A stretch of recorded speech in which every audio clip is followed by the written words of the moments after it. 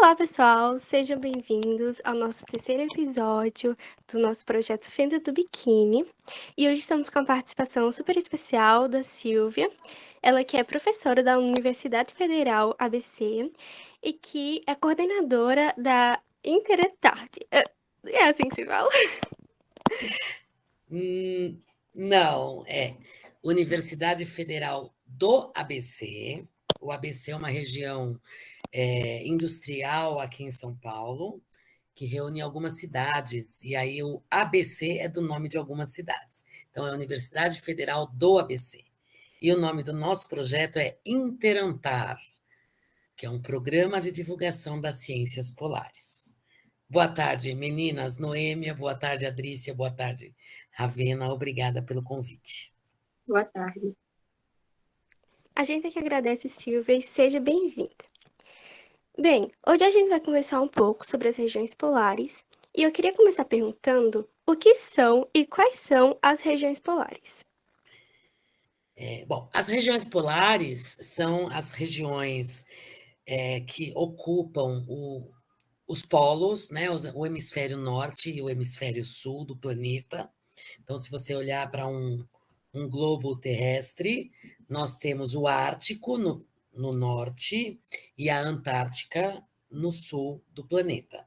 Essas são as regiões polares. São regiões muito frias na Terra, regiões que foram, devido à história geológica do planeta, elas foram congeladas.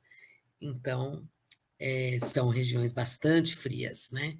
As temperaturas mínimas podem chegar a menos 90 graus centígrados, por exemplo, na Antártica, menos 50, 60 graus no Ártico. Então, são regiões congeladas, inclusive. A gente gostaria de saber também, além das temperaturas, né, que a senhora falou, quais as diferenças, as características dessas regiões para as outras regiões que a gente conhece? Ok, então vamos lá. Além da temperatura, eu vou falar primeiro da diferença entre essas regiões. Então, a Antártica é um continente rodeado pelo oceano, né? O Ártico é um oceano rodeado por continentes. Então, esta é uma diferença muito importante. A, a temperatura, a gente traz como a principal diferença entre as regiões devido à localização. Essas regiões recebem pouca incidência do sol e por isso elas se congelam, por isso elas são frias. Então, por exemplo, devido à inclinação da Terra, no hemisfério norte, no inverno do hemisfério norte, é, no círculo polar ártico, é noite praticamente durante todo o inverno. E o sol só vai aparecer durante o verão. E o verão, ele tem uma duração, e inverno, né, diferente das estações aqui no Brasil, que nós temos aqui 4 estações na média, né, dependendo de onde você está. Mas lá só tem 2 estações, verão e inverno. Então, ou é totalmente escuro ou totalmente claro. Por exemplo, nós estamos agora no final do verão no hemisfério norte. Então, no círculo polar ártico, o que acontece agora é o famoso sol da meia-noite, né?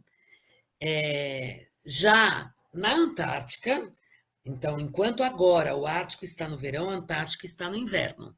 Então, praticamente é escuro o tempo todo no círculo polar, né? Dentro do círculo polar, porque como é um continente, o continente é muito grande, é maior do que o Brasil.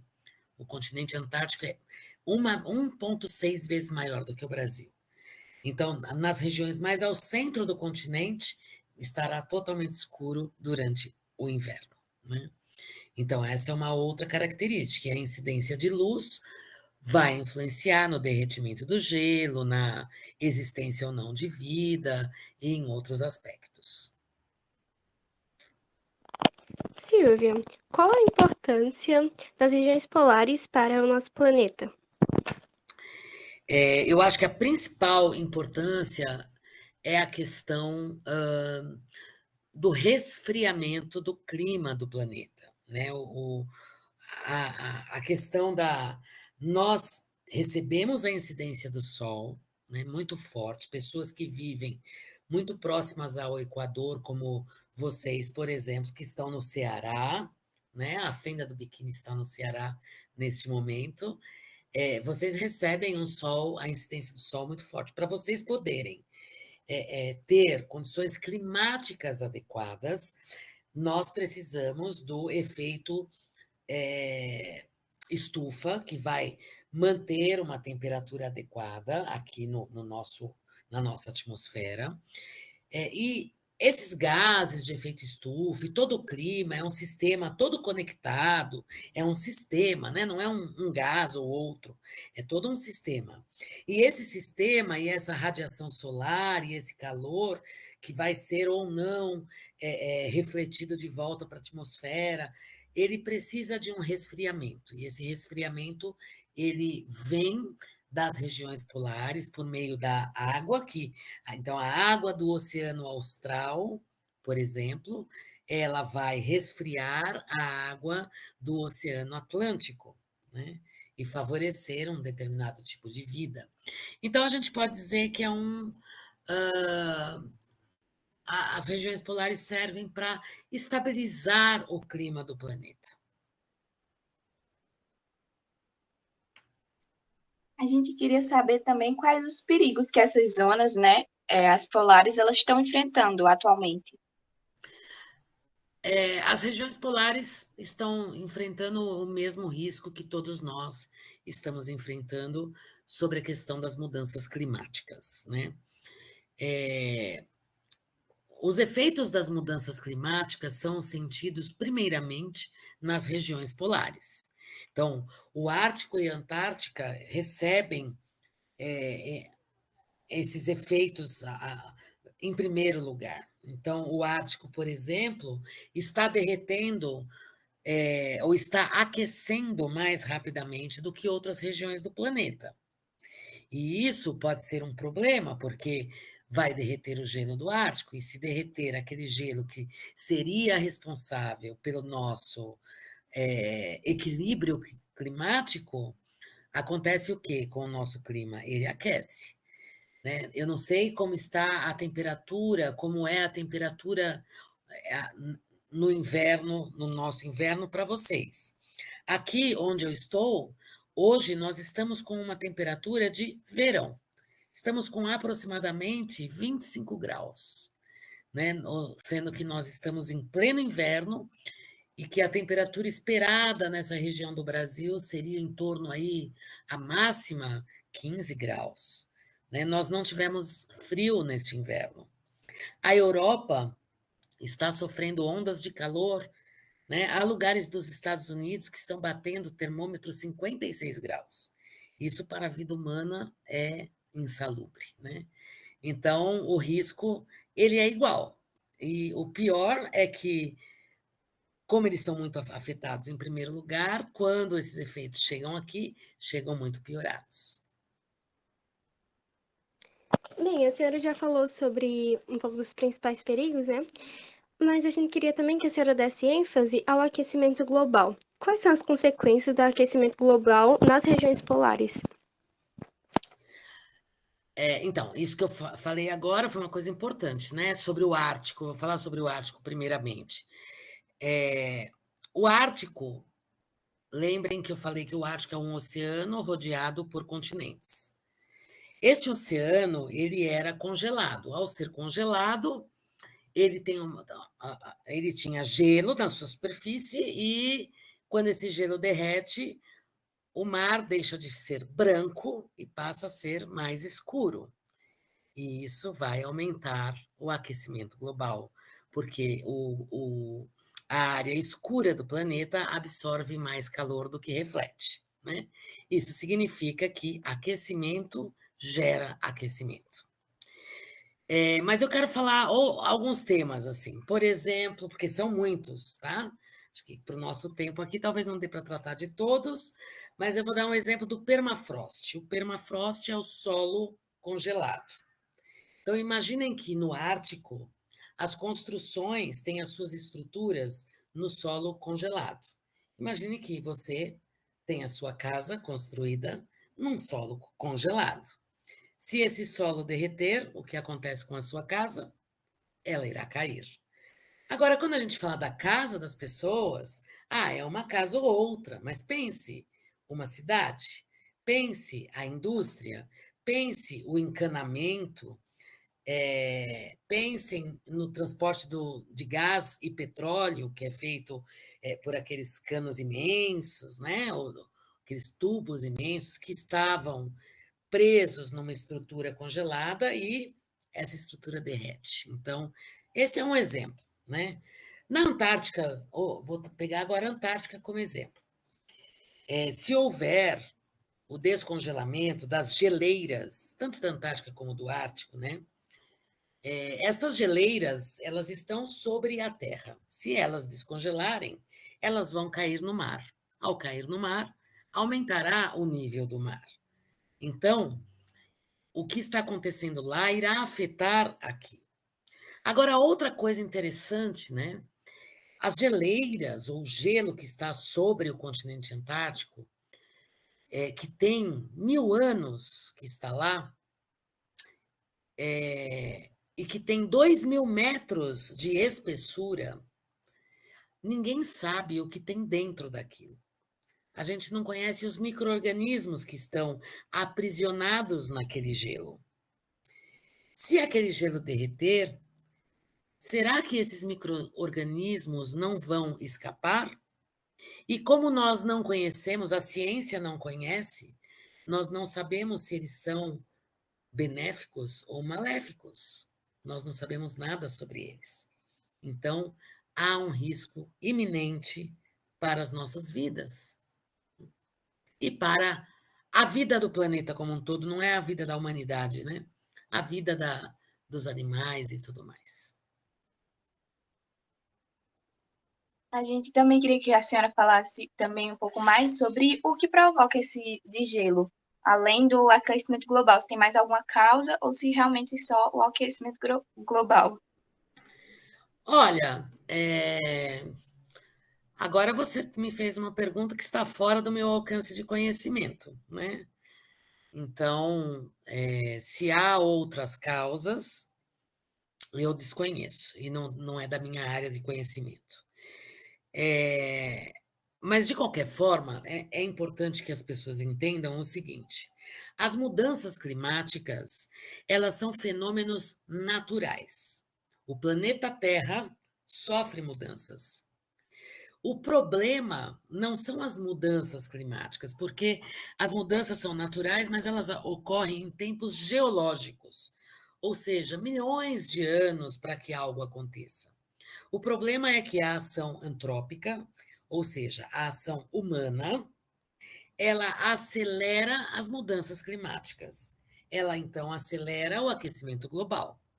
Nós construímos grandes cidades, emitimos gases de efeito estufa, destruímos florestas, sujamos rios, lagos e mares. E, ao fazer isso, nós estamos acelerando as mudanças climáticas, né? E, portanto, acelerando o aquecimento global. E o que aconteceria se todo o gelo do mundo derretesse?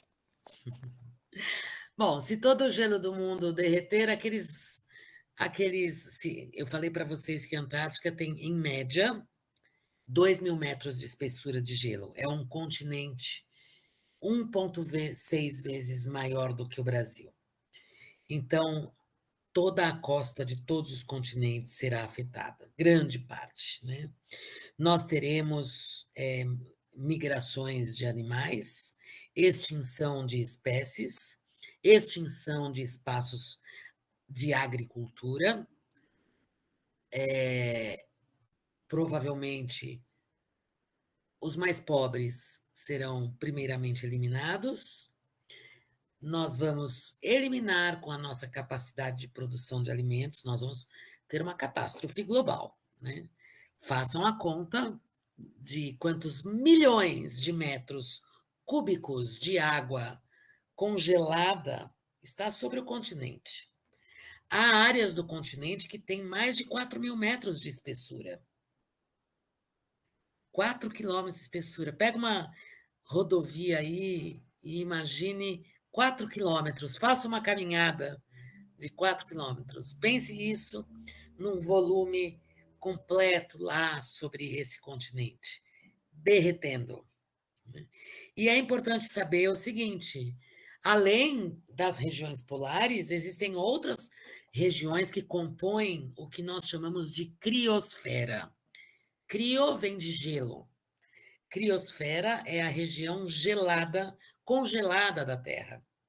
10% da Terra está congelada. Tem geleiras, né?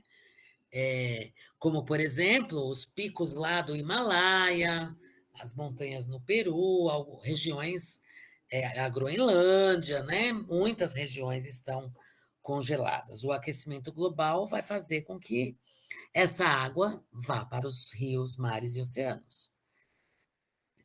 Eu não sei em que distância vocês estão do mar, onde vocês vivem. Eu não sei em que altura do nível do mar vocês estão, mas muitas cidades irão desaparecer. Sim. Agora que a gente já falou, né, sobre a importância dessas zonas e os perigos que elas estão enfrentando, a gente gostaria de saber como a gente poderia preservar essas zonas. Bom, então, primeiro que para preservar aquelas zonas, nós temos que preservar também o nosso ambiente, né? Porque nós aqui, primeiro é importante saber que a Antártica ou o Ártico não estão tão distante de nós, né? Porque o clima do Brasil ele é praticamente regido pelo clima antártico. O que acontece lá vai acontecer aqui no Brasil. Então, se nós temos regiões mais secas ou com mais chuva, a gente tem forte influência da Antártica aqui no nosso país.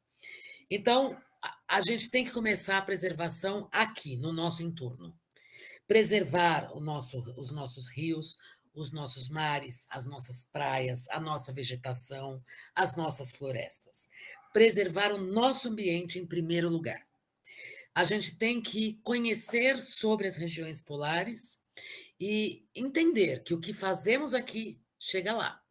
Então, um exemplo, quando nós tivemos aquela queimada da Amazônia no ano de 2019, pesquisadores encontraram fuligem da nossa queimada aqui no Brasil, foi encontrada na Antártica. Então, veja, o que a fuligem faz? A fuligem, ela escurece o gelo.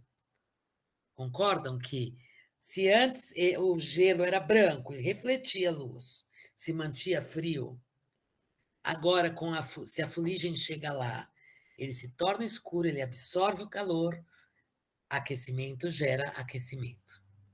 Entenderam as relações?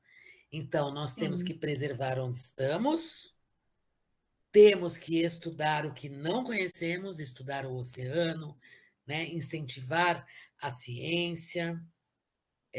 Nem todo mundo precisa ser cientista, mas nós precisamos valorizar a ciência. Desculpem. Então, precisamos conhecer para preservar, sempre. E pequenas ações aqui que nós fizermos, cuidar do nosso lixo, consumo consciente, não precisamos consumir tanto, né? Na Antártica, já há registro de microplástico em todo o Oceano Austral. E como isso chegou lá? O nosso oceano fez chegar lá. Como chegou no nosso oceano? Nós jogamos aqui em casa, no lixo de casa. Temos que reduzir, temos que recriar, reciclar, né? São 12 R's ou 15, são muitos R's. E como que a gente e as grandes empresas poderiam fazer para evitar o derretimento das geleiras? Ok. Bom, não sei o que é necessário para evitar o derretimento das geleiras, porque nós já estamos em um momento em que elas estão em aceleração. O que nós podemos fazer é mitigar, é reduzir e valorizar a ciência para descobrir soluções. Agora, o que as empresas podem fazer?